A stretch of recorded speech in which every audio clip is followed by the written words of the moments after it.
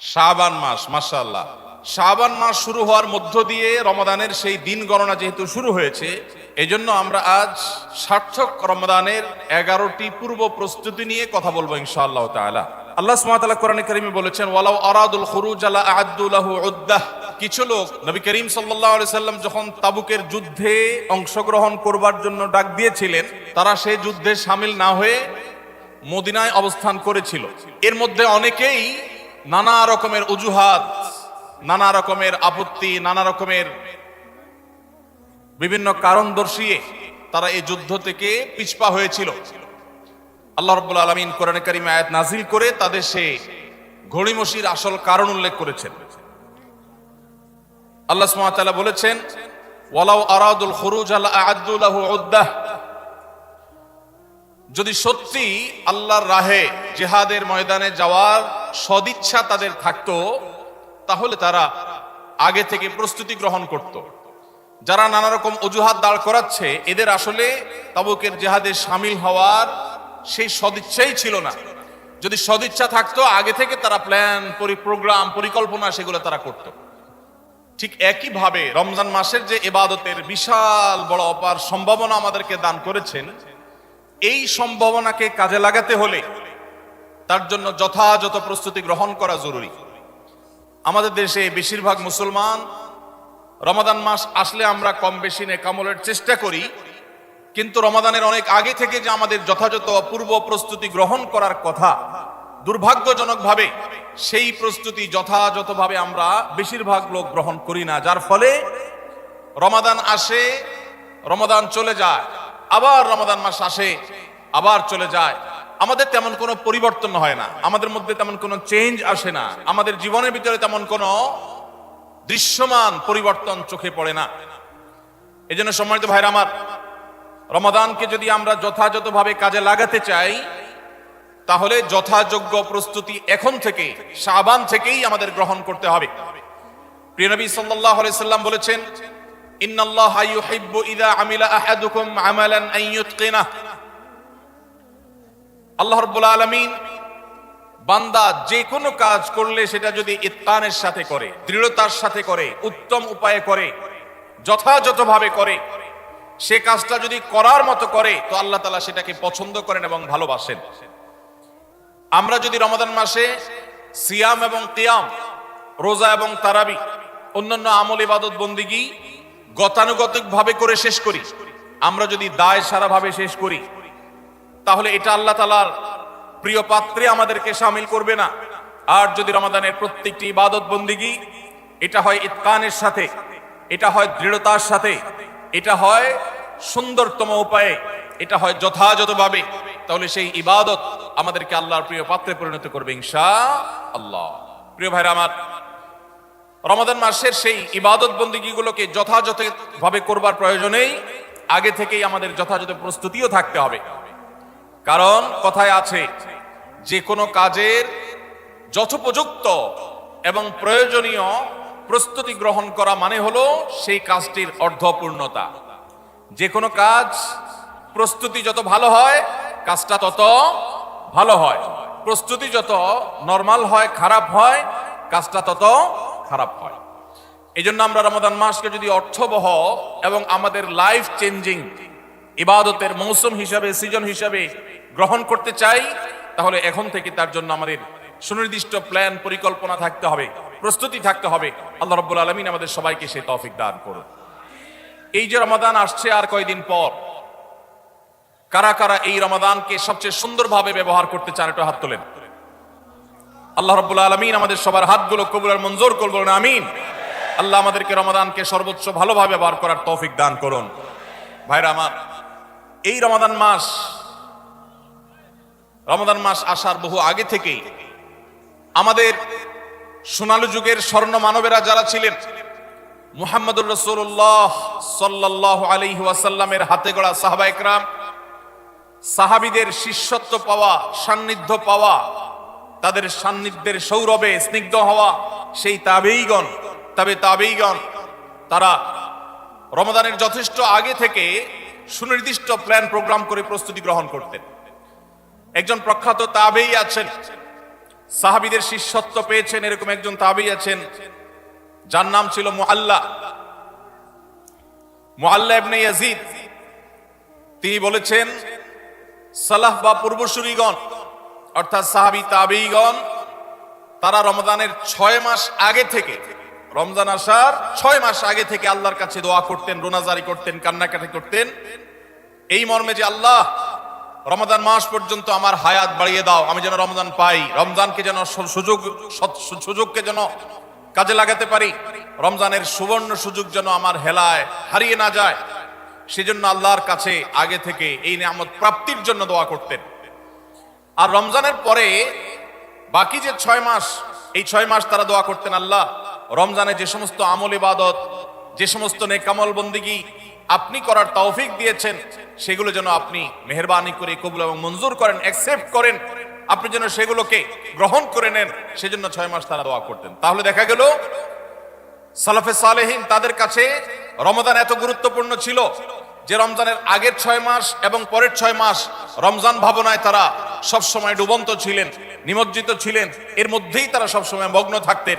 অথচ আমাদের শাবানের 10, 15, 20 দিন চলে গেলেও রমজানের আবহ আমাদের অনেকের জীবনে, আমাদের অনেকের লাইফস্টাইলে, আমাদের অনেকের প্ল্যান পরিকল্পনার মধ্যে দেখা যায় না। এজন্য ভাইরা আমার, যথাযোগ্যভাবে রমজানকে যদি আমরা কাটাতে চাই, এর সঠিক ব্যবহার যদি করতে চাই, যেই প্রস্তুতিগুলো লাগবে 11টি প্রস্তুতি যেগুলো আমাদের রমজানকে সার্থক করতে পারে ইনশাআল্লাহ, তোর মধ্যে সর্বপ্রথম যে প্রস্তুতিটি দরকার সেটি হলো রমজান মাস শুরু হওয়ার আগে থেকেই, যথেষ্ট আগে থেকেই তওবা এবং ইস্তেগফার করতে হবে। কি করতে হবে ভাই?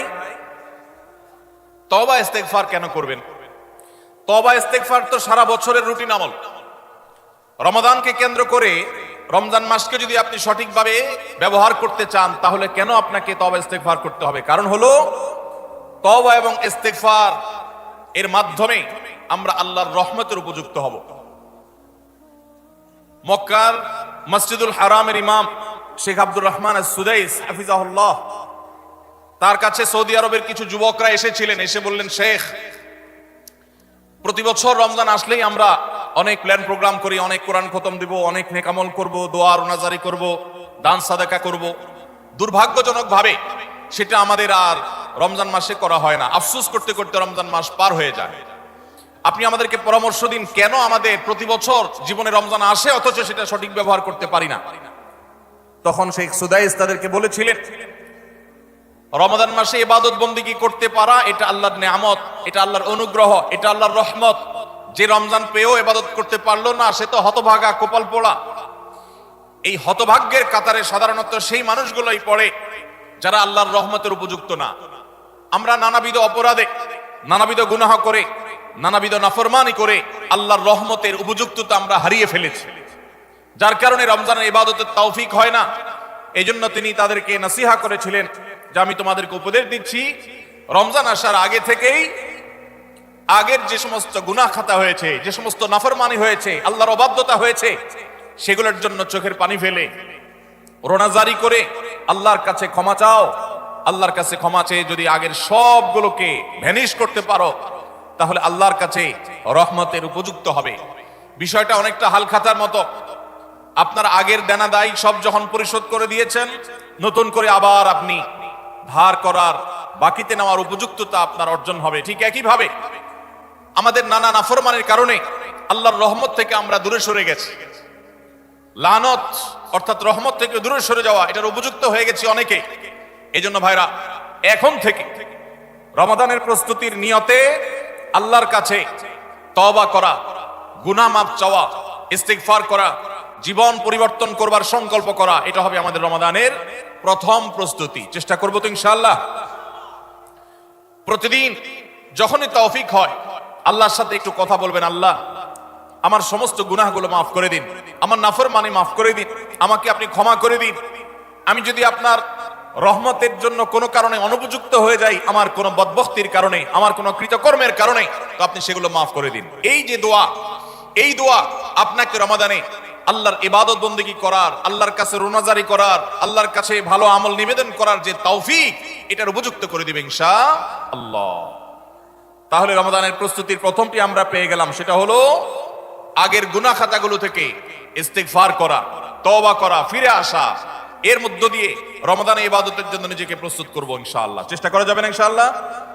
নাম্বার 2, দ্বিতীয় প্রস্তুতি হলো রমাদান মাসে আল্লাহ রাব্বুল আলামিন এই মাসের যে ফজিলত বর্ণনা করেছেন, কোরআন এবং হাদিস সম্পর্কে যাদের মৌলিক ধারণা আছে, হাদিসে রাসূল সম্পর্কে যাদের একটু ঘাটাঘাটিও আছে, তারা জানেন 2-3টা আমল সম্পর্কে কোরআন এবং সুন্নাহ সবচেয়ে বেশি সংখ্যক ভাষ্য বর্ণিত হয়েছে।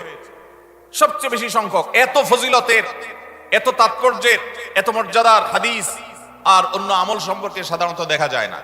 সেই কয়েকটি আমল যেগুলোর ফজিলত বিপুল পরিমাণ, যেগুলোর ফজিলত সম্পর্কিত হাদিসের সংখ্যা অনেক, সেই রকম আমলগুলোর মধ্যে থেকে অন্যতম আমল হলো এই রমাদান কেন্দ্রিক আমল, সিয়াম, রোজা, এগুলোর ফজিলত। তো আমাদের রমাদান কেন্দ্রিক প্রস্তুতি হিসাবে দ্বিতীয়ত যে কাজটি আমরা করতে পারি সেটি হলো এখন থেকেই রমাদান মাসের কি কি ফজিলত আছে, সিয়াম সাধনার কি কি ফজিলত আছে, রমাদানের কি কি আমল আছে, বিশেষ করে ফজিলত এবং মর্যাদার কথাগুলো আলোচনা শুরু করা। এখন থেকে বাসা বাড়িতে গোল হয়ে কোন নির্দিষ্ট বইকে কেন্দ্র করে পাঠচক্র হতে পারে, গ্রুপ স্টাডি হতে পারে, পর্যালোচনা হতে পারে যে রমাদান মাসের কি কি মাহাত্ম্য আছে, এক একজন এক একটা বললেন। এই আলোচনা পর্যালোচনার মধ্য দিয়ে মনোজগতে রমাদানের জন্য এক ধরনের প্রস্তুতি, এক ধরনের আবহ তৈরি হবে ইনশাআল্লাহ। এজন্য দ্বিতীয় প্রস্তুতি হিসাবে আমরা এই কাজটি ইনশাআল্লাহ করব, সেটা হলো রমজানের ফজিলত, রমজানের মর্যাদা, সিয়ামের ফজিলত, অন্যান্য আমলের উপকারিতা, সেগুলো নিয়ে আমরা বেশি বেশি পর্যালোচনা করব। যত বেশি আপনি আগে থেকে পর্যালোচনা করবেন, রমাদানের প্রতি আপনার তৃষ্ণা, সিয়াম সাধনার প্রতি আপনার ভেতরে আকাঙ্ক্ষা, প্রত্যাশা এবং প্রতীক্ষা, এটা আপনার মধ্যে বাড়তে থাকবে এবং রমাদানের প্রতিটা মিনিটকে কাজে লাগাবার জন্য তাগাদা আপনার ভিতরে অনুভব হবে ইনশাআল্লাহ। নাম্বার 3, তৃতীয় প্রস্তুতি হলো আমাদেরকে প্রতিজ্ঞা করতে হবে এই রমাদানে আমরা নেকামল করবই করব এবং কোন আমল, কোন ভালো কাজ, কোন সুন্নাহ এটা করার ব্যাপারে কোন প্রকার অলসতা করব না। কারণ ভাইরা আমার, রমজান মাস পেয়েও যদি আল্লাহর কাছে কেউ ক্ষমা না পায়, একটা প্রসিদ্ধ হাদিস আপনারা সবাই কম বেশি শুনেছেন যে নবী সাল্লাল্লাহু আলাইহি সাল্লামের কাছে জিবরিল এসেছে, এসে বলেছেন বাউদা মান আদরাকা রমাদান ফালাম ইগফার লাহ, যে ব্যক্তি রমজান পেয়েছে অথচ রমজানের এই বিশাল সুবর্ণ সুযোগকে কাজে লাগিয়ে সে তার জীবনের সব গুনাহগুলো মাফ করাইতে পারে নাই, সে আল্লাহর কাছ থেকে মাগফিরাত আদায় করে নিতে পারে নাই, সে জাহান্নাম থেকে মুক্ত এই ঘোষণা সে আদায় করতে পারে নাই, অথচ সে রমজান মাস পেয়েছে, এর চাইতে হতভাগা কে হতে পারে? তার সে ধ্বংস হোক, এই বদদুআয় নবী সাল্লাল্লাহু আলাইহি সাল্লাম আমিন বলে সমর্থন জানিয়েছেন, সায় দিয়েছেন। এজন্য ভাইরা, রমজান মাস এসেছে কিন্তু আমল ইবাদত হয় নাই, রমজান মাস এসেছে আবার চলে গেছে কিন্তু আমার গুনাহ আল্লাহর কাছ থেকে মাফ করাতে পেরেছি বলে আমার বুক সায় দেয় না, তাহলে এর চাইতে বড় হতভাগা, এর চাইতে বড় কপাল পড়ার কেউ হতে পারে না। রমজানের আমল ইবাদত, রমজানের নেক আমল, রমজানের দোয়া, রমজান মাসের চোখের পানি ফেলা, এটা ভাইরা শুধুমাত্র নিজের প্রেরণার জায়গা থেকে শুধুমাত্র সওয়াব আহরণের জন্যই নয়। এটা যদি না করি তাহলে জিবরিলের বদদোয়া, নবীজি সাল্লাল্লাহু আলাইহি সাল্লামের বদদোয়া, আল্লাহর পক্ষ থেকে ধ্বংস হওয়ার পরোয়ানা, এগুলো অনিবার্য হয়ে যাবে।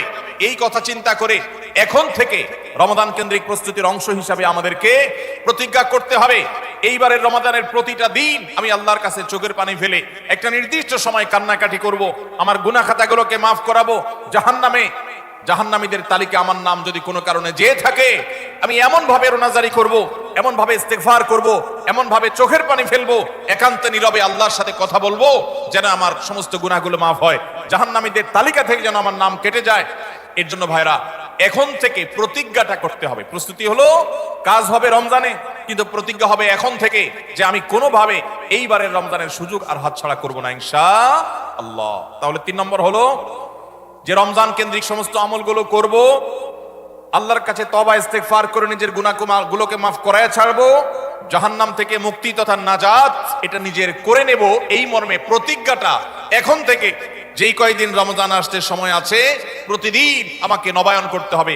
প্রতিজ্ঞা আজকেরটা যেভাবে হবে কালকেরটা আরো স্ট্রং হবে, তারপরের দিন আরো স্ট্রং হবে। প্রতিদিন আমি স্বপ্ন লালন করব কবে রমাদান শুরু হবে, আর আমি আল্লাহ রাব্বুল আলামিনের কাছে রমাদানের এই সমস্ত ইস্তেগফার, তওবা, আমল এগুলোকে নিবেদন করতে থাকবো। চেষ্টা করা যাবে না ইনশাআল্লাহ? তাহলে 3 নম্বর প্রস্তুতি হলো রমজান মাসে নেক আমল করার প্রতিজ্ঞা করা, মাগফিরাত এবং নাজাত আদায় করার প্রতিজ্ঞা এখন থেকে করা। নাম্বার 4 নম্বর যে প্রস্তুতিটা আমাদের নিতে হবে সেটা হলো, যদি আগের রমজানের কোন রোজা কারোর কাজা থাকে, এই রমজান আসার আগে আগে শাবান মাসের মধ্যেই সেই কাজাগুলো আদায় করে ফেলা উচিত। আম্মা জান আয়েশা রাদিয়াল্লাহু তাআলা আনহা বলেছেন যে নারী হিসাবে রমাদান মাসে যে কয়েকটা রোজা ভাঙতি পড়ে, নবীজি সাল্লাল্লাহু আলাইহি সাল্লাম রমাদান পরে পুরো সময়টা তার কাছে থাকার কারণে তিনি সেই রোজাগুলো রাখার সুযোগ সেভাবে পেতেন না। স্বামীর হকের কথা মাথায় রেখে রোজাগুলো রাখতেন না। এবং শাবান মাস আসলে নবীজি সাল্লাল্লাহু আলাইহি সাল্লাম নিজেও বেশি বেশি নফল রোজা রাখতেন। ওই সুযোগে মা আয়েশা রাদিয়াল্লাহু তাআলা আনহা বলেছেন যে তিনিও তার রমজানের বাকি রোজা যেগুলো ছিল ভাঙতি রোজা, সেগুলো তিনি রেখে ফেলতেন। তো এই হাদিস থেকে বোঝা যায় রমজানের রোজা যদি কারোর কাজা হয়, পুরুষদের অসুস্থতার কারণে হতে পারে, মা বোনদের মাসিকার কারণে হতে পারে, তাহলে সেই রোজা যত দ্রুত সম্ভব আমরা কাজা করে ফেলবো। এবং সেই কাজা করতে যদি কোনো কারণে, যৌক্তিক কারণে বা যে কোনো কারণে যদি বিলম্ব হয়, তাহলে এই বছরের আসন্ন রমাদানের প্রস্তুতির অংশ হিসাবে আগের রমজানের কোনো ভাঙতি রোজা থাকলে সেগুলো সব রেখে কাজা করে সম্পূর্ণভাবে এই রোজার জন্য প্রস্তুত হবে। এটা হলো 4 নম্বর প্রস্তুতি। নাম্বার 5 নম্বরের রমজানের প্রস্তুতি হলো, আল্লাহ রাব্বুল আলামিনের কিছু সাধারণ ক্ষমা আছে, কমন ক্ষমা, গণহারে মাফ। আল্লাহ তাআলার এই যে সাধারণ ক্ষমা, গণহারে মাফ, দুটি বিষয় এই গণহারে মাফ থেকে মানুষকে দূরে সরিয়ে রাখে। আল্লাহর গণহারে যে ক্ষমা, এই গণক্ষমার উপযুক্ততা নষ্ট করে দেয় দুটি জিনিস। তার একটি হলো শিরক, আরেকটি হলো হাসাদ। একটা হলো হিংসা, আরেকটা হলো শিরক। নবী করিম সাল্লাল্লাহু আলাইহি ওয়াসাল্লাম বিভিন্ন হাদিস থেকে আমরা জানি, তিনি বলেছেন আল্লাহ রাব্বুল আলামিন বিশেষ করে লাইলাতুন নিসফি মিন শাবানে যখন মানুষকে গণহারে ক্ষমা করেন, তখন 2 শ্রেণীর মানুষকে আল্লাহ তাআলা মাফ করেন না, ইল্লা লিল মুশরিকিন ও মুশাহিন। তবে যদি মুশরিক আর মুশাহিন থাকে, শত্রুতা করে, হিংসা করে অন্যের প্রতি, এরকম মানুষ যদি থাকে, তাদেরকে আল্লাহ তাআলা সাধারণ ক্ষমা আওতায় আনেন না। রমাদানে আল্লাহ তাআলা প্রতিদিন বহু মানুষকে সাধারণ ক্ষমা করেন। রমাদান যখন কাছে আসে, শেষ দশক আসে, তখন সাধারণ ক্ষমার পরিমাণ বেড়ে যায়। আল্লাহ সুবহানাহু ওয়া তাআলা বলেছেন ওয়ালিল্লাহি নবী সাল্লাল্লাহু আলাইহি সাল্লাম বলেছেন ওয়ালিল্লাহি উতাকাউ মিনান নার ওয়া যালিকা ফি কুল্লি লাইলা। রমজানের প্রত্যেক রাতে বহু মানুষকে আল্লাহ তাআলা জাহান্নাম থেকে মুক্ত ঘোষণা দিয়ে দেন, অমুক জাহান্নাম থেকে মুক্ত, জাহান্নাম থেকে মুক্ত, অমুকের ছেলে অমুক, তার নাম জাহান্নামের তালিকা থেকে কাটা, জান্নাতের তালিকা চলে আসবে। অসংখ্য মানুষকে এভাবে এই সুযোগ আল্লাহ তাআলা দান করেন। যারা শিরকে লিপ্ত, সেটা যেই কোনো ধরনের শিরক হোক, কবরকে যারা সিজদা করে, মাজারকে যারা পুজো করে, জীবিত মৃত মানুষকে যারা সিজদা করে, কবরে যারা প্রার্থনা করে, সেখানে যারা সন্তান চায়, ব্যবসার উন্নতি চায়, যত প্রকার শিরক আছে কবর কেন্দ্রিক, এগুলাতে লিপ্ত হয়, অথবা এর বাইরে আরো যত রকমের শিরক গোটা দুনিয়াতে আছে, কোন প্রকার শিরকে যখন মানুষ লিপ্ত হয়, তখন এই ব্যক্তি আল্লাহ তাআলার সাধারণ ক্ষমার উপযুক্ত আর থাকে না। এই জন্য ভাইরা, রমজানের প্রস্তুতির অংশ হিসাবে 5 নম্বরের যে প্রস্তুতি আমরা গ্রহণ করব, সেটা হলো আল্লাহ তাআলা যেহেতু রমজানে অনেককেই সাধারণ ক্ষমা করবেন, আমি যেন সেই সাধারণ ক্ষমা প্রাপ্ত সৌভাগ্য মানুষদের তালিকায় ঢুকতে পারি, সেজন্য আমার অন্তর থেকে হিংসাকে ধুয়ে মুছে সাফ করে ফেলতে হবে। কোন মুসলমানের কল্যাণ দেখে আমার কষ্ট হবে না, কারোর ভালো দেখে আমার ভেতরে জ্বালা পড়া হবে না। পারলে তার জন্য আরো বেশি দোয়া করব, যে কারোর ভালো হোক আমি আরো ভালো চাইবো, কারোর কোনো ক্ষতি আমি চাইবো না। এই কল্যাণকামিতাই হলো দিন। আদ-দীন ওয়ান-নাসীহা। কিলা লিমান ইয়া রাসূলুল্লাহ? ক্বালা লিল্লাহি ওয়া লিরাসূলিহি ওয়া লিআম্মাতিল মুসলিমিনা ওয়া আইম্মাতিহিম। নবী সাল্লাল্লাহু আলাইহি সাল্লাম বলেছেন, ধার্মিকতা কিসের নাম? ধার্মিকতা, দিনদারিতা কিসের নাম? ধার্মিকতা হলো কল্যাণকামিতার নাম। আল্লাহ রাব্বুল আলামিনের আদেশ নিষেধ মেনে চলা, নবী সাল্লাল্লাহু আলাইহি সাল্লামের আদেশ নিষেধ মেনে চলা, এটাই হলো তাদের জন্য কল্যাণকামিতা। আর সকল স্তরের সাধারণ মানুষের কল্যাণ চাওয়া, কারোর ক্ষতি না চাওয়া, এটাই হলো দিনদারিতা। যে ব্যক্তি কারোর ক্ষতি চায়, যে মুসলমান আরেক মুসলমানের ভালো দেখলে তার ভিতরে জ্বালা পোড়া করে, অস্থিরতা আসে, সে ভালো মুসলমান না, সে হিংসুক, তার ভিতরে কবিরা গুনাহ আছে। এই জন্য রমাদান মাসে আল্লাহর সাধারণ ক্ষমা পেতে হলে অন্তরকে এখন থেকে পরিচ্ছন্ন করতে হবে, চোখটা বন্ধ করে মনে রাখতে হবে, স্মরণ করতে হবে আমার আশেপাশে এমন কে আছে যার কল্যাণ দেখলে আমার সহ্য হয় না, যার ভালো দেখলে আমার ভিতরে জ্বালা পোড়া করে, যার সুসংবাদ শুনলে আমার ভিতরে খারাপ লাগা কাজ করে। তাহলে বুঝতে হবে তার প্রতি আমার হিংসা আছে। আল্লাহর জন্য নিজের হিংসা থেকে পরিচ্ছন্ন হয়ে অন্তরকে ধুয়ে সাফ করে তারপরে রমজানের সাধারণ ক্ষমার জন্য উপযুক্ত করতে হবে এখন থেকে। ঠিক একইভাবে আমি আমার কথায়, আমার কাজে, আমার বিশ্বাসে কোনো মাধ্যমে আল্লাহর সঙ্গে শিরক করছে কিনা, আরশের মালিকের সাথে শিরক করছে কিনা, আল্লাহ বলেছেন ইন্নাল্লাহা লা ইয়াগফিরু আন ইউশরাকা বিহি ওয়া ইয়াগফিরু মা দুনা যালিকা লিমান ইয়াশা। আল্লাহর সঙ্গে শিরক করা হলে এটা আল্লাহ মাফ করবেন না। শিরকের অপরাধ এটা যদি কেউ করে তওবা ছাড়া মারা যায়, আল্লাহ তাআলা এই অপরাধ ক্ষমা করবেন না, এটা আল্লাহর আগে থেকে দেওয়া ঘোষণা। কোরআনে আল্লাহ আরো বলেছেন লোকমান হাকিমের উদ্ধৃতি দিয়ে, ইন্নাশ শিরকা লাযুলমুন আযীম, তিনি তার সন্তানকে উপদেশ দিতে গিয়ে বলেছিলেন যে ইন্নাশ শিরকা লাযুলমুন আযীম, শিরক সবচেয়ে বড় অপরাধ। এজন্য ভাইরা, শিরক থেকে পরিচ্ছন্ন না থাকলে রমাদানের কোন ইবাদত, কোন আমল আমাদের কাজে আসবে না। এজন্য রমজানের প্রস্তুতি হিসেবে শিরক এবং হিংসা থেকে অন্তরকে পরিচ্ছন্ন করা, পবিত্র করা, এটা হলো আমাদের পঞ্চম প্রস্তুতি। নাম্বার 6, বিগত রমজান যেগুলো আমাদের জীবনে এসেছে সেই সমস্ত রমাদানে কেন আমার আমল ইবাদত হয় নাই? রমজান আসার আগে নিয়ত করছি কোরআনটা খতম দিব, কিন্তু দিতে পারি নাই। রমজান আসার আগে নিয়ত করেছিলাম এই বছর একটা তারাবিও মিস করব না, কিন্তু অনেকগুলো মিস হয়ে গেছে। রমজান আসার আগে নিয়ত করেছিলাম এই বছর রমজান থেকে এই ধূমপান করা ছেড়ে দিব, কিন্তু অনেকে ছাড়তে পারেন নাই। রমজান আসার আগে নিয়ত ছিল এই বছর রমজানে একটা খারাপ জিনিস মোবাইলে, টিভিতে দেখব না, কিন্তু সেই প্রতিশ্রুতি রাখতে পারি নাই। কেন পারি নাই? বিগত রমজানের সমস্ত আমল নামা নিয়ে বসতে হবে এখন থেকে, শাবান থেকে, আজকে থেকেই, যে আমার গত রমজানে আমল ইবাদতের ক্ষেত্রে প্রতিবন্ধকতা, বাধাগুলো কি কি ছিল, একটা একটা করে সম্ভব হলে লিখে ফেলবেন। নাম্বার 1, আমি তারাবিটা নিয়মিত পড়তে পারি নাই কারণ অমুক অমুক বন্ধুর সাথে আড্ডায় যেতে হয়েছে, তাহলে এটা আমার একটা বাধা। আমি হারাম জিনিস থেকে বেঁচে থাকবো, কিন্তু পারি নাই কেন? কারণ ফেসবুকে ঢুকছে একটা কাজে, সেখান থেকে আমার আরো 5টা অকাজ করা লাগছে, তাহলে এটা আরেকটা কারণ, ফেসবুক। এভাবে একটা একটা করে আপনি যদি কারণ লেখেন, লেখার পর আসন্ন রমাদানকে অর্থবহ এবং সার্থক করবার স্বার্থে এবং প্রয়োজনে সেই চিহ্নিত কারণগুলো একটা একটা ধরে হিম্মত করে, সৎসাহস করে আল্লাহকে সন্তুষ্ট করবার আশায় ছুঁড়ে ফেলে দিতে হবে নিজের জীবন থেকে। এই সংকল্প এবং এই কাজটা যদি আপনি করতে পারেন, তাহলে ইনশাআল্লাহ আপনি দেখবেন আপনার এই রমজান আপনার জীবনের শ্রেষ্ঠ রমজান হয়েছে। ভাইরা আমার, নবী করিম সাল্লাল্লাহু আলাইহি সাল্লাম তাঁর জীবদ্দশায় কয়টা রমজান পেয়েছেন? মাত্র 8টা রমজান পেয়েছেন। দ্বিতীয় হিজরিতে রমজানের রোজা ফরজ করা হয়েছে, দশম হিজরিতে আল্লাহ তাকে দুনিয়া থেকে নিয়ে গেছেন। মাত্র 8টা রমাদান তিনি পেয়েছেন নবী সাল্লাল্লাহু আলাইহি সাল্লাম। বহু সাহাবী আছেন তাদের জীবনে রমজান মাত্র পেয়েছেন একটা রমজান পেয়েছেন। এরপরে রমজান আসার আগে হয়তো জিহাদের ময়দানে গিয়ে শাহাদাত বরণ করেছেন। অনেক সাহাবী আছেন হয়তো 40, 45, 50 বছর বয়সে ইসলাম গ্রহণ করেছেন, এরপরে কয়েক বছরের মধ্যে দুনিয়া থেকে চলে গেছেন, রমজান পেয়েছেন অল্প কয়েকটা। আর আমরা জন্মসূত্রে মুসলমান হওয়ার সুবাদে এক একজন মানুষ 20টা, 30টা, 40টা, 50টা রমজান আমরা পেয়েছি। দুর্ভাগ্য আমাদের, সাহাবায়ে কেরাম মাত্র 2, 4, 5টা রমজান পেয়ে তাদের জীবনকে যেই পর্যায়ে নিয়ে গেছেন, আমরা বেশিরভাগ মানুষ জীবনে 30, 40, 50টা রমজান পেয়েও আমাদের জীবনকে সেই পর্যায়ে নিতে পারি নাই। ভাইরা আমার, এই জন্যই আসন্ন রমাদানকে সঠিকভাবে ব্যবহার করবার জন্য আমাদের বিগত রমজানগুলোর সমস্ত সমস্যাগুলোকে চিহ্নিত করতে হবে। কি কি কারণে আমি এর আগের রমজানগুলো সঠিকভাবে কাজে লাগাতে পারিনি, ব্যবহার করতে পারিনি, সেগুলো একটা একটা করে দূর করতে হবে। যেমন সোশ্যাল মিডিয়া, ফেসবুক, ইউটিউবের আসক্তি, এটা আমার আগের বছর রমাদানের যে ইবাদত, এটার ক্ষেত্রে প্রতিবন্ধকতা ছিল। তাহলে এই বছরের ইবাদতের প্রস্তুতির অংশ হিসাবে এই সোশ্যাল মিডিয়া, ফেসবুক আমার মোবাইল থেকে আনইনস্টল করে ফেলতে হবে। চেষ্টা করা যাবে না ইনশাআল্লাহ? ভাইরা আমার, যদি ফেসবুক আমার আমল ইবাদতের প্রতিবন্ধকতা তৈরি করে, তাহলে ফেসবুকে আল্লাহর জন্য কোরবানি করবেন রমজান মাস উপলক্ষে। কারা কারা প্রস্তুত আছেন? হাত তোলেন। বুঝে শুনে হাত তুলছেন? বুঝে শুনে হাত তুলছেন? আল্লাহ এই হাতগুলোকে সবগুলোকে কবুল আর মঞ্জুর করুন।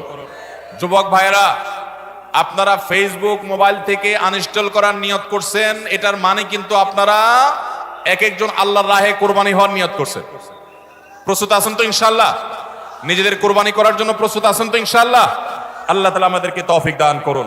ভাইরা আমার, রমাদানের 6 নম্বর প্রস্তুতির অংশ হিসেবে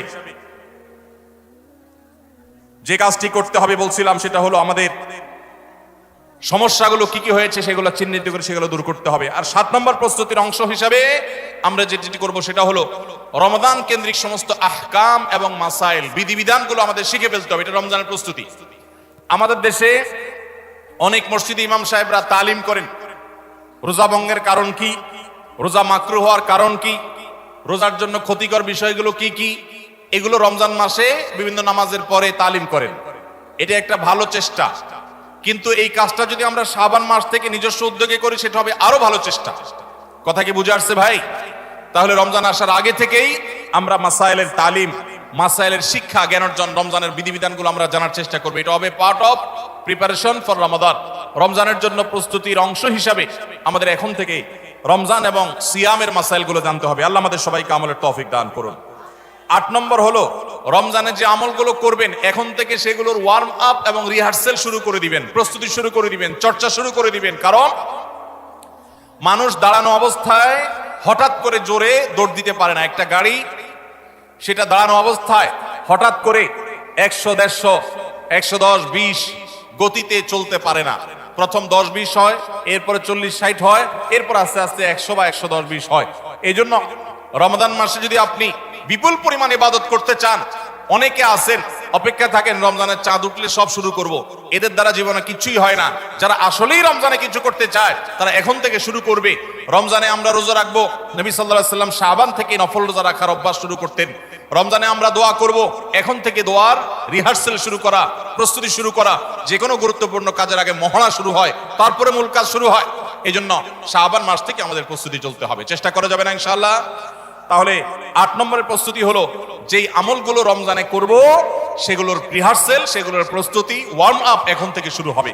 নাম্বার 9, রমজান মাসের দিন এবং রাত যেভাবে কাটাবেন তার জন্য একটা প্ল্যান করে ফেলবেন। সুন্দর করে একটা স্কেডিউল করে ফেলবেন, রুটিন করে ফেলবেন যে আমি কোরআন তেলাওয়াতটা কোন সময় করব। দিনের কোন সময়টাতে আমি কোরআন তেলাওয়াতের জন্য টাইম বরাদ্দ রাখলে সেটা মিস হবে না। হতে পারে ঘুমানোর আগে, হতে পারে ফজরের পরে। কোন টাইমটা আমার সবচাইতে কোরআন তেলাওয়াতের জন্য নিরাপদ টাইম সেটা আমি ফিক্স করব। এই ঠিক একইভাবে আমি আল্লাহর কাছে রোনাজারের জন্য ভালো সময় কোনটা সেটা ঠিক করব। আমরা আমাদের আসুন্নাহ ফাউন্ডেশন থেকে আপনারা জানেন রমাদান প্ল্যানার নামে একটা প্ল্যানার তৈরি করেছি রমজানকে অর্থবহ করবার জন্য। এবছর আরেকটা নতুন বই আমাদের আসছে সামনের সপ্তাহে ইনশাআল্লাহ, মাহে রমজানের 27টি আমল, মাসনুন আমল কোরআন সুন্নাহর আলোকে। প্রত্যেকটা খুঁটিনাটি আমলকে আলাদা আলাদা করে উল্লেখ করা হয়েছে। খুব ছোট্ট ছোটি বই, উদ্দেশ্য রমাদানকে অর্থবহ করা। অতএব রমাদানকে অর্থবহ করবার জন্য আপনার প্ল্যান করতে হবে আগে থেকে, সেটা এখন থেকেই, যে আপনি কখন কোন কাজটা করবেন, কোন আমলটা করবেন, কোন ভালো কাজটা করবেন। এগুলো যদি আগে থেকে প্ল্যান হয় দেখবেন কাজটা করা সহজ হয়েছে। নাম্বার 10, রমাদানের প্রস্তুতির অংশ হিসাবে চাঁদ দেখার চেষ্টা করতে হবে। চাঁদ দেখা, আজকাল চাঁদ দেখার আমলটা বিলুপ্ত হয়ে গেছে, অনেকটাই হারিয়ে যাচ্ছে। চাঁদ দেখা কমিটি ছাড়া সাধারণ মানুষ চাঁদ দেখতে আমরা ভুলে গেছি। আমরা চাঁদ দেখি কিন্তু ফেসবুকে, আকাশে না। চাঁদ কি ফেসবুকে দেখবেন না আকাশে দেখবেন? সবাই যদি চাঁদ ফেসবুকে খোঁজেন তাহলে আকাশে সরকারি কিছু লোক খুঁজবে, হেলাল কমিটির লোকজন খুঁজবে। হেলাল কমিটির লোকদের উপরে ভরসা করে যদি এই কোটি কোটি মানুষ তাদের রোজা রাখে তাহলে প্রায় বছর দেখেন গন্ডগোল লাগে। চাঁদ উঠছে আবার উঠে নাই, উঠে নাই ঘোষণা হয়ে আবার 11টা বাজে 10টা বাজে উঠছে। এই ঘটনা হয় না? হয় না?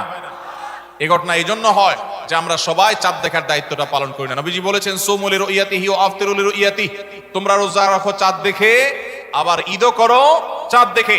এই জন্য 29শে শাবান পশ্চিম আকাশে চাঁদ খোঁজার চেষ্টা করবেন সন্ধ্যার সময়। চেষ্টা করবেন না ইনশাআল্লাহ?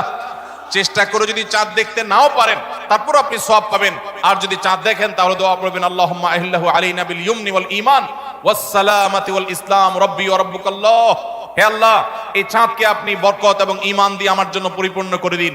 এই মাস আমার জন্য নিরাপদ এবং ইসলাম দিয়ে পরিপূর্ণ করে দিন। হে চাঁদ, তোমার আর আমার পালনকর্তা একজন আল্লাহ। অতএব এই চাঁদ দেখার চেষ্টা করবো। এটাও রমাদানের প্রিপারেশন, রমাদানের প্রস্তুতির অংশ। 11 নম্বর হলো আল্লাহর কাছে ভাই চোখের পানি ফেলে এখন থেকে দোয়া করব, আল্লাহ এই যে রমজান আসছে এটা যেন আমার জন্য লাইফ চেঞ্জিং হয়, এটা যেন আমার জীবন পরিবর্তনকারী হয়, এটা যেন আমাকে মুত্তাকি বানিয়ে ছাড়ে, এটা যেন আমাকে নেকামল ওয়ালা বানিয়ে দেয়, এটা যেন আমার জীবনে বিশাল বড় অ্যাচিভমেন্ট এনে দেয়, এটা যেন আমাকে মাগফিরাত পাইয়ে দেয়, এটা যেন আমাকে নাজাত পাইয়ে দেয়, এটা যেন আমাকে জান্নাতের উপযুক্ত করে, এই রমজান যেন আমাকে জাহান্নামীদের তালিকা থেকে আমার নামকে কাটানোর নিশ্চয়তা এনে দেয়। সেইভাবে রমজানকে কাটাবার জন্য আপনি তৌফিক দান করুন। এখন থেকে আল্লাহর কাছে এই বরাদ্দ আদায় করতে হবে, চেয়ে নিতে হবে এবং সেটার জন্য দোয়া করতে হবে। এই দোয়াটা হলো একাদশ এবং সর্বশেষ প্রস্তুতি। চেষ্টা করা যাবে না ইনশাআল্লাহ? রমাদান উপলক্ষে আসুন্নাহ ফাউন্ডেশন থেকে আমরা একটা ঘোষণা গত বছরে দিয়ে রেখেছি, ইনশাআল্লাহ এই রমাদানে সেটা কার্যকর হবে। সেটা হলো যে রমজান মাসে যদি কেউ পুরো কোরআনে কারীম অর্থ সহকারে বুঝে পড়ে, মাদ্রাসার নিচের ক্লাসের ছাত্ররা তারা শরীক হতে পারবে, উপরের ক্লাসের ছাত্র অথবা আলেম ওলামা তাদের জন্য এটা না, কারণ তারা তো এই কম্পিটিশনে এমনিতেই ভালো করবে।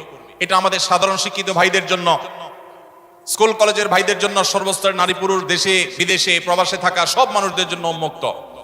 অনলাইনে নিজস্ব ওয়েবসাইটে আমরা এই পরীক্ষা নিয়ে থাকি। 6টি ধাপে সারা বছর নেওয়া হয়েছে। এখন সামনে রমাদানে যেটা হবে সেটা হলো মূল, যে কেউ যারা আগের কোনো ধাপে পরীক্ষা দেয় নাই তারাও সবাই দিতে পারবে। কাজ হলো শুধু একটাই, সেটা হলো রমাদানকে কেন্দ্র করে আপনি টার্গেট করবেন পুরা কোরআনের শুরু থেকে শেষ পর্যন্ত আমি একবার ভালো করে অর্থ সহকারে বুঝে পড়ার চেষ্টা করব। চেষ্টা করা যাবে না ইনশাআল্লাহ? আল্লাহ তাআলা কি বলেছেন পুরা কোরআনে, আমরা অনেকে পড়তে চাই, জানতে চাই, কিন্তু হয়ে ওঠে না। আপনি এই রমজানকে কেন্দ্র করে টার্গেট করেন প্রতিদিন আমি 1 পারা বা 1.5 পারা। ইমাম সাহেব বা হাফেজ সাহেব তারাবিতে যে তেলাওয়াত করেন পুরো পারাটা আমি যদি সুন্দর করে দেখে যাই এবং দেখার পরে পরিবারের লোকদের সাথে গ্রুপ স্টাডি করি, মুদারাসা করি, যেটা নবী সাল্লাল্লাহু আলাইহি ওয়াসাল্লাম জিবরিলের সাথে করতেন, সেটা যদি আপনি করেন তাহলে রমজানের শেষ জুমাবার বাদ ফজর অনলাইনে আমাদের পেজ থেকে লিংক দেওয়া হবে। লিংকে ক্লিক করে শর্ট টার্মে একজন একটু রেজিস্ট্রেশন করে দিতে হবে, নিজে পারলে ভালো, না হলে যারা অনলাইন বোঝে তারা 1 মিনিট লাগবে রেজিস্ট্রেশন করতে, বাস। এরপরে আপনি ডাইরেক্ট পরীক্ষা দিতে পারবেন। এমসিকিউ প্রশ্ন, একটা অক্ষরও লিখতে হবে না, সব প্রশ্ন উত্তর দেওয়া আছে, 4টা উত্তর দেওয়া থাকবে, সঠিকটা সিলেক্ট করতে হবে। এই পরীক্ষা যারা বিজয়ী হবেন তাদের জন্য পুরস্কার হলো 15 লক্ষ টাকা। 15 লক্ষ টাকার পুরস্কারের ঘোষণা আমরা দিয়েছি। এর মধ্যে প্রথম 3 জনকে আমরা ইনশাআল্লাহ বিদিনিল্লাহ উমরা করাবো। 3 জনের উমরার জন্য আল্লাহর 3 বান্দা ইতোমধ্যে স্পন্সর হয়ে টাকা জমা দিয়ে দিয়েছেন আমাদের কাছে। এখন শুধুমাত্র কারা কারা উমরা যেতে চান সেই মানুষগুলো দরকার। আপনারা সবাই যেতে চান ইনশাআল্লাহ? অতএব ভাইরা, রমাদানকে কেন্দ্র করে ওই যে প্রিপারেশন, প্রস্তুতির অংশ হিসেবে এখন থেকে কোরআনে কারীম বুঝে পড়া শুরু করে দেন। পরীক্ষার দিন পরীক্ষা দেন, আপনি পুরস্কার জিতেন আর না জিতেন, আল্লাহ বলেছেন ফাস্তাবিকুল খায়রাত, ভালো কাজে প্রতিযোগিতা করা এটা ইটসেলফ একটা ভালো কাজ। অতএব আপনি পরীক্ষায় অংশগ্রহণ করেছেন, প্রতিযোগিতায় নাম লিখিয়েছেন, এটাই একটা ইবাদত। আপনার রমাদান কর্তব্য করে দিতে পারেন ইনশাআল্লাহ। সবাই চেষ্টা করবো তো ইনশাআল্লাহ রমাদানকে কেন্দ্র করে। তাহলে যেই প্রস্তুতিগুলো আমরা নিতে পারি, যেগুলো আমাদের রমাদানকে অর্থবহ করতে পারে, তার ভিতরে 1 নম্বর বলেছিলাম তওবা ইস্তেগফার করে আগের সব গুনাহগুলো থেকে আল্লাহর কাছ থেকে মাগফিরাত আদায় করে নেওয়া, যাতে করে রমজানে ইবাদতের জন্য আপনি উপযুক্ত হন, আল্লাহর রহমত প্রাপ্তির তৌফিক প্রাপ্ত হন।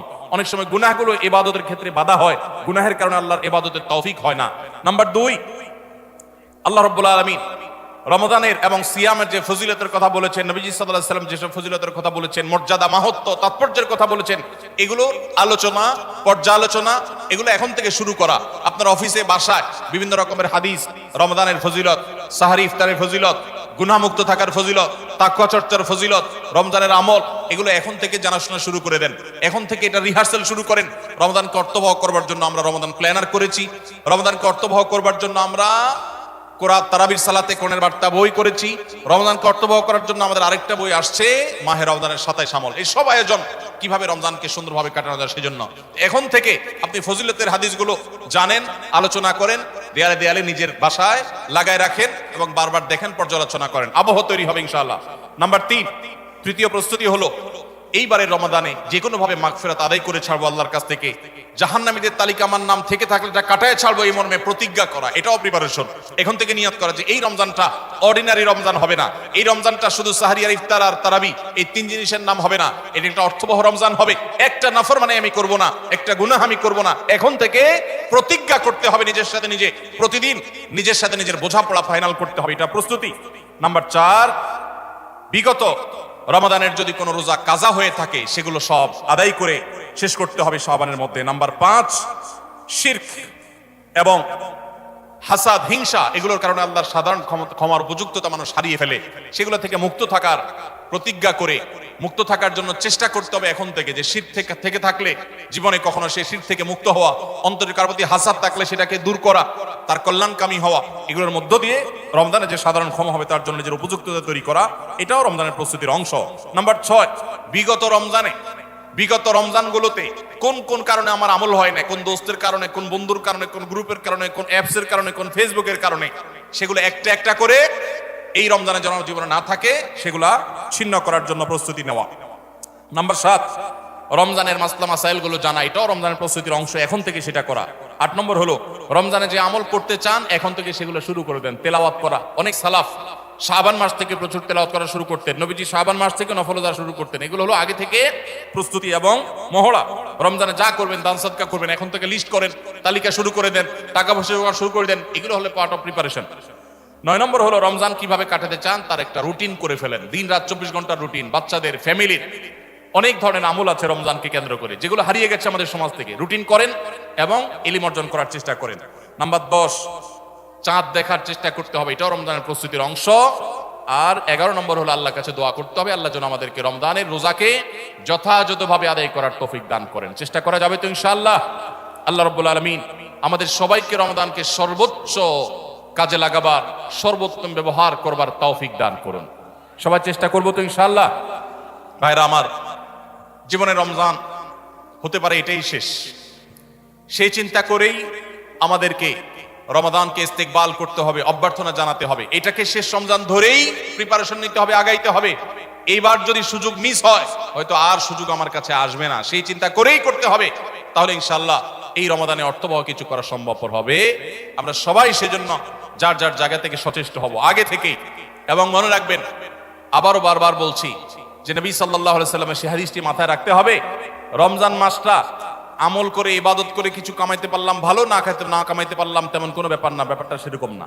ব্যাপারটা হলো, যদি এই মাস চলে যায় আর অবহেলায় আপনি আল্লাহর কাছ থেকে মাগফিরাত আদায় করতে না পারেন, তাহলে বাউদামান আদরাকা রমাদান ওয়া লাম ইগফার লাহ, এই হাদিসের মেজদাক হবেন আপনি, এই হাদিসের প্রয়োগ ক্ষেত্র হবেন আপনি। সেক্ষেত্রে রমজান পেয়েও মাগফিরাত না পাওয়ার কারণে ধ্বংস অনিবার্য হয়ে যাবে। এটা শুধুমাত্র শখের বিষয় না, এটা ডু অর ডাই এর মতো ব্যাপার। আপনি রমজান পাইলেন না, মাগফিরাত পাইলেন না, জাহান্নাম নিশ্চিত হবে। অতএব যারা বাঁচতে চায় তারা এখন থেকে প্ল্যান প্রোগ্রাম করবো, করা যাবে না ইনশাআল্লাহ। সেই সাথে আমি শুরুতে যেটা বলেছিলাম, রমাদান সেই মাস যেই মাসে আমল এবং ইবাদতের শুধু উন্নতি আর তারাক্কি না, মুসলমানদের সার্বিক অগ্রগতি, উন্নতি আল্লাহ রাব্বুল আলামিন এই মাসে দিয়েছেন। ঐতিহাসিক বদরের যুদ্ধের সেই স্মৃতি বিজড়িত মাস এই রমাদান, মক্কা বিজয়, বড় বড় ঘটনা ইসলামের ইতিহাসে, বড় বড় সাফল্য আল্লাহ তাআলা রমাদানে দিয়েছেন। অতএব সেই জন্য নিজেদেরকে প্রস্তুত করতে হবে, প্রস্তুতি এখন থেকে গ্রহণ করতে হবে। এবং বাংলাদেশের এই মাটি আল্লাহ রাব্বুল আলামিন যেন দ্বীনের জন্য, ঈমানের জন্য, কোরআনের জন্য, সুন্নাহর জন্য কবুল করেন। এদেশের মুসলমানদের অন্তরের অন্তঃস্থলে যেন দ্বীনকে আল্লাহ তাআলা গেঁথে দেন। আমাদেরকে সবাইকে যেন আল্লাহ তাআলা প্র্যাকটিসিং মুসলমান বানায় দেন। নামদারি মুসলমানদেরকে আল্লাহ যেন সিরিয়াস মুসলমান বানায় দেন। নামাজি মুসলমানকে যেন আল্লাহ আখলাকওয়ালা মুসলমান বানায় দেন। আখলাকওয়ালা মুসলমানকে যেন আল্লাহ মুখলিস মুসলমান বানায় দেন। আমরা সবসময় দোয়া করবো ইনশাআল্লাহ। এই আসন্ন রমাদানকে কেন্দ্র করে সেই দোয়া আরো বাড়াতে হবে, তার প্রিপারেশন আরো বাড়াতে হবে। এদেশের সংখ্যাগরিষ্ঠ মানুষ, তারা ইসলামকে পছন্দ করে, মুসলমান, তারা ইসলামকে ভালোবাসে মনে প্রাণে, ধর্মপ্রাণ। এরপরও এদেশে একের পর এক বিভিন্ন সময় আমরা দেখেছি ইসলামকে নানাভাবে আঘাত করা হয়। আমরা মুসলমানরা সর্বশক্তি দিয়ে এই সামান্য কিছু হাতে গোনা ইসলাম এবং মুসলমানদের প্রতি বিদ্বেষ পোষণ করা এই অপশক্তি, এদেরকে দমন করবার শপথ আমাদেরকে গ্রহণ করতে হবে রমাদানকে কেন্দ্র করে। আপনারা অনেকে ইতিমধ্যে জেনেছেন, অনেকে আপনারা জেনেছেন এবং দেখেছেন, দেশে সংস্কার কার্যক্রম যে চলমান আছে, এখানে নারী বিষয়ক সংস্কারের যে কমিশন, সেই কমিশন পত্রপত্রিকা আপনারা দেখেছেন, অনেকে সুপারিশ করেছে বৈষম্য দূর করার নাম দিয়ে কোরআন যে বাবার সম্পত্তিতে, মায়ের সম্পত্তিতে মেয়েদেরকে ছেলেদের অর্ধেক সম্পদ দিতে বলেছে, সে আইনটা এখনো সামাজিকভাবে প্রচলিত আইনে কার্যকর আছে। এইটাকে পরিবর্তন করার, আল্লাহর এই বিধানকে পরিবর্তন করার সুপারিশ করেছে এই নারী বিষয়ক সংস্কার কমিশন। এই সুপারিশ বাস্তবায়ন করার দুঃসাহস যদি কেউ দেখায়, তাহলে এটা হবে সবচেয়ে বড় অপরিণামদর্শী কাজ, সবচেয়ে দুর্ভাগ্যজনক অধ্যায়। শুনতে খুব ভালো শোনা যায়, খুব মুখরোচক মনে হয়। একই বাবার সন্তান, ছেলে এবং মেয়ে, ছেলে 2 টাকা পাইলে মেয়ে কেন 1 টাকা পাবে? কিন্তু এর পেছনে লুকায়িত আছে এক গভীর শয়তানের ষড়যন্ত্র। সেটা হলো পশ্চিমা পৃথিবীর মানুষেরা তাদের পরিবার ব্যবস্থাপনা ধ্বংস হয়ে গেছে, বহু আগেই তাদের পরিবার ব্যবস্থাপনা মুখ থুবড়ে পড়েছে। আজ এই ভারতবর্ষে শুধু মুসলমান কেন, আমাদের এই অঞ্চলের হিন্দু, খ্রিস্টান, বৌদ্ধ সব ধর্মের মানুষের মধ্যে পারিবারিক বন্ডিং এবং পরিবার ব্যবস্থাপনা, স্বামী স্ত্রীর মধ্যকার সৌহার্দ্য যতটুকু আছে, পশ্চিমারা সেগুলা কল্পনাও করতে পারে না। ওরা আমাদের চাইতে জ্ঞানে বিজ্ঞানে এগিয়ে থাকতে পারে, ওরা আমাদের চাইতে তথ্য প্রযুক্তিতে অগ্রসর থাকতে পারে, তারা অবকাঠামোতে আমাদের চাইতে 200 বছর এগিয়ে থাকতে পারে, কিন্তু পরিবার ব্যবস্থাপনা আমরা ওদের চাইতে 500 বছর এগিয়ে আছি। আমাদের এখানকার স্বামী স্ত্রীর মধ্যকার ভালোবাসা, এটা তাদের দেশে সোনার হরিণ। আমাদের এখানকার সন্তানের সাথে বাবা মার বন্ডিং, তাদের ওখানে সেটা দুষ্প্রাপ্য। ভাইরা আমার, এই যে সমতার নাম দিয়ে, বৈষম্য দূরের নাম দিয়ে এই যে নতুন প্রস্তাবনা আসছে, এই প্রস্তাবনার মিনিং হলো পরিবার ব্যবস্থাপনাকে ধ্বংস করে ফেলা। কিভাবে সেটা? ছেলে এবং মেয়ে উভয় যখন সমান সমান হারে 1 টাকা 1 টাকা করে পাবে, তখন পশ্চিমাদের মতো ছেলে বলবে মেয়েকে, বাসা ভাড়া তুমি অর্ধেক শেয়ার করো, সংসার খরচ তুমি অর্ধেক শেয়ার করো, যেভাবে পশ্চিমা পৃথিবীতে আছে। এইটা যদি শুরু হয়, তখন পরিবার ব্যবস্থাপনা ওদেরটা যেরকম ধ্বংস হয়েছে, আমাদেরটাও ধ্বংস হওয়া অনিবার্য হবে। দুইজনকে ঘরের বাহির হতে হবে। এটা হলো স্বামী স্ত্রীর মধ্যকার রেষারেষি শুরু হওয়ার একটা সূচনা, একটা সূত্রপাত, যে তোমার কাছে 2 টাকা আছে, আমার কাছে 2 টাকা আছে, তাহলে সংসার খরচ আমি দিলে তুমি কেন দিবা না, তোমাকেও দিতে হবে। এখন আল্লাহ রাব্বুল আলামিন যে সুন্নাতুল্লাহি ফিল আরদ, পৃথিবীতে আল্লাহর যে নিয়ম রেখেছে, পুরুষরা বাহিরের দিকটা সামলায়, মেয়েরা ভেতরের দিকটা সামলায়। পুরুষরা বাহিরের জগৎটাকে দেখে, মেয়েরা ভিতরের জগৎটাকে দেখে। এই যে বন্টন, এই বন্টনের মধ্য দিয়ে যে পরিবার ব্যবস্থাপনা মানব সভ্যতার শুরু থেকে আজও পর্যন্ত আসছে, এটার ভিন্ন পথ এক্সপেরিমেন্ট করে, চালিয়ে, পরীক্ষা চালিয়ে পশ্চিমারা ফেইলিওর হয়ে গেছে, ব্যর্থ হয়ে গেছে। এখন আমাদের সমাজকে ব্যর্থ করার অপচেষ্টায় এদেশে তাদের কিছু দোসররা করছে এবং তারা এই কাজে লিপ্ত আছে। বিধায় আমাদেরকে চোখ কান খোলা রাখতে হবে।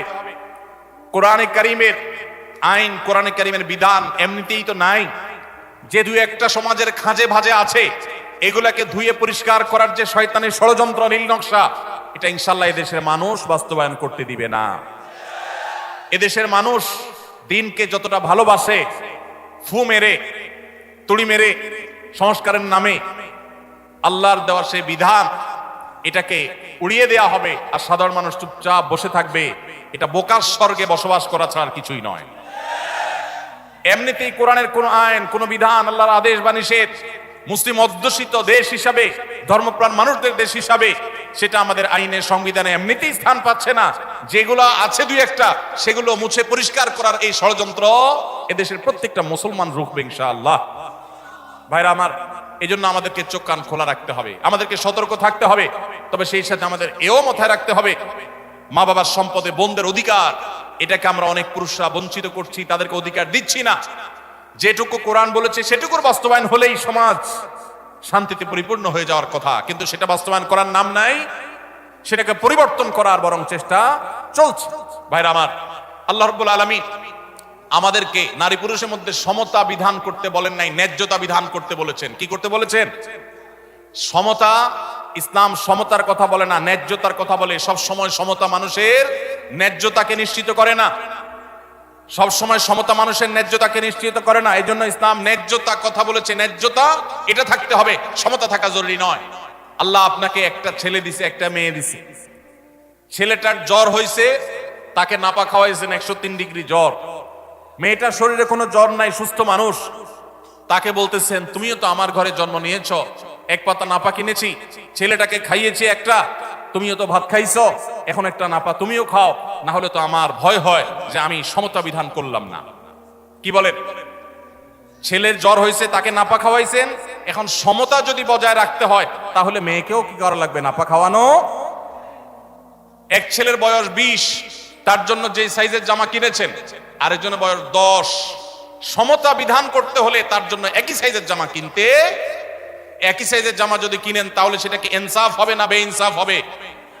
ইসলাম এই মুখরোচক, সস্তা, শুনতে শুধু ভালো শোনা যায় এরকম সমতা নারী পুরুষের মধ্যে করতে বলে না, ন্যায্যতাকে নিশ্চিত করতে বলে।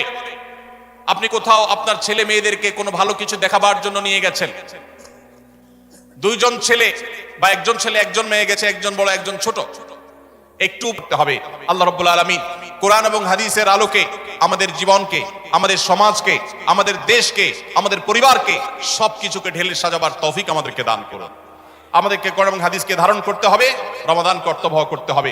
যে সমস্ত কথা আমরা শুনলাম, জানলাম, দিনভর আলোচনা হলো, আল্লাহ তাআলা আমাদের সবাইকে আমলের তৌফিক দান করুন।